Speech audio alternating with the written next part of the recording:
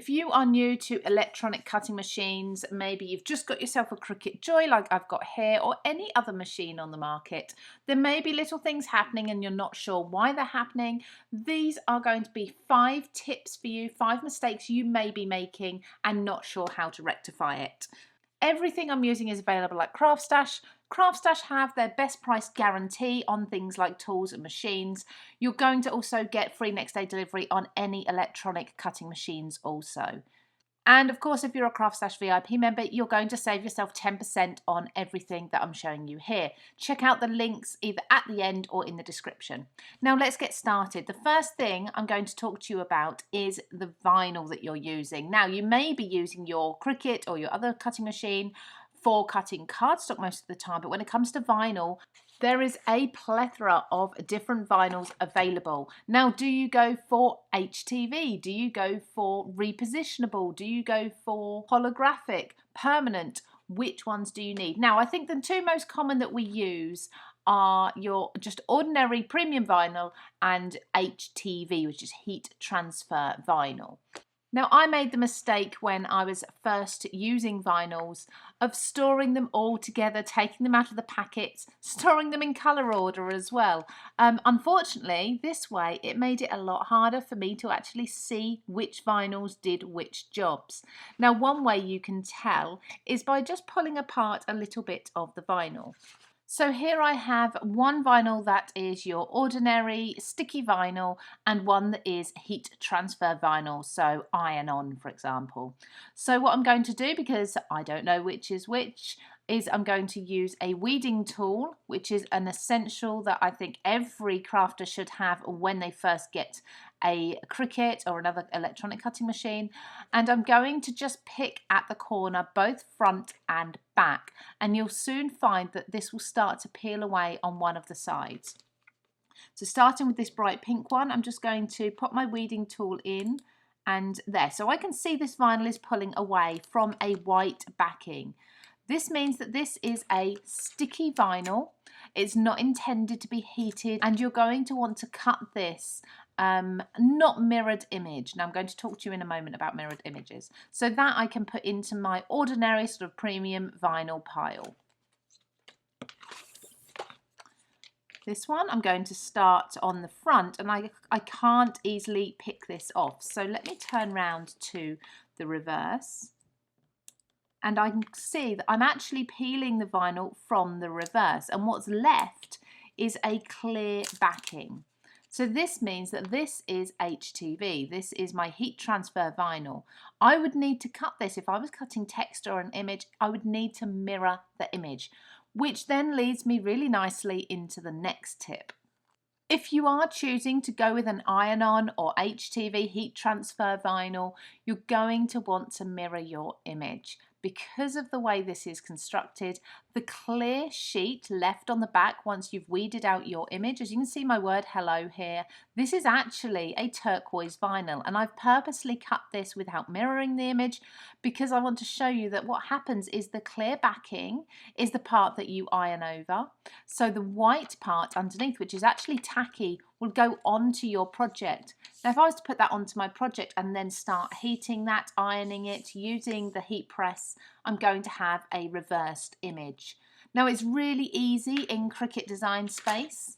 You're going to get a warning come up, and this warning stays here the whole time that you're on this page. Make sure mirror is turned on and iron-on material is face shiny side down. Now the moment I can see mirror is off on the left hand side here, I'm going to hit edit and I'm going to just select the mirror button at the bottom here. That has automatically flipped my design for me. Now when I send that to my machine, that will cut it the correct way. I really like the extra tip there about making sure your iron-on material or your HTV is face down, so you know that the shiny or the colour side down is the correct way on the mat.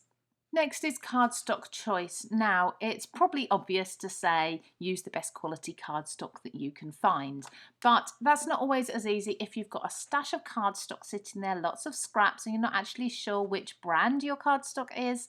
The best thing I can suggest is to look at the core of the cardstock. Generally speaking, if a cardstock has a solid core, as in the colour runs all the way through the cardstock through the middle, it's usually a better quality. So if we take a look at this one actually has a white edge, a white core, and so the colour is just printed on the front and back. Now, not of course the rule for every single brand of cardstock, but for most this means that this is a lower quality cardstock. This also then means that the fibres will be shorter, not as tightly woven together, and you're likely to get feathering and not such a good cut. So I've just cut this simple shape from the considered lower quality cardstock. Straight away I can already see any little nicks, any little tears are going to really show up a lot. Now another issue that you can get, I haven't got it here, but you can get with lower quality cardstock is that it can stick to your mat. The fibres can stick to your mat a bit more, so when you peel it away you get damage to your image there. So you can see we haven't got the most perfect finish to the edges, so I'd definitely go with the solid colour cardstock. Go for a decent weight. If you're using a heavier weight cardstock, of course, don't forget to increase the pressure in your machine and choose the heavyweight option. And if you're using a much lighter weight, you can use a light tack mat, and of course again reduce the pressure, choose the correct option for your material.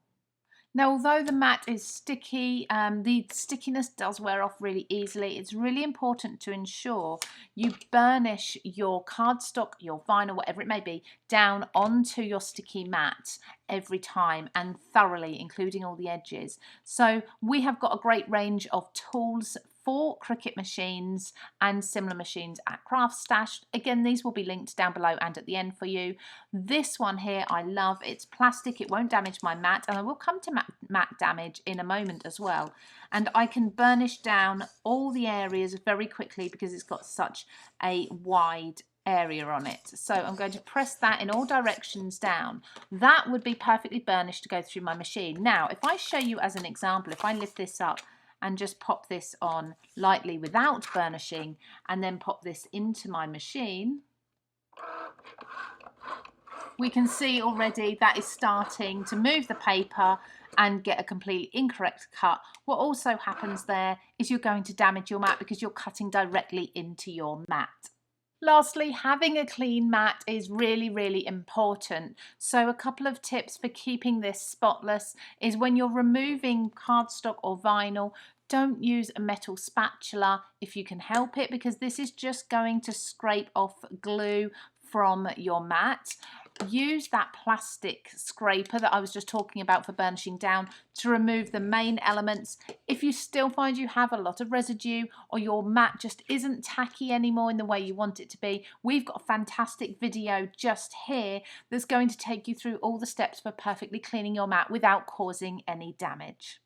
So I hope you found these tips and tricks helpful, everybody. And if you have, please do subscribe to the CraftStash YouTube channel for more. We have an entire playlist for Cricut videos just here, and you can check out everything I've mentioned from the CraftStash website just here. Take care, everybody. I'll see you again very soon.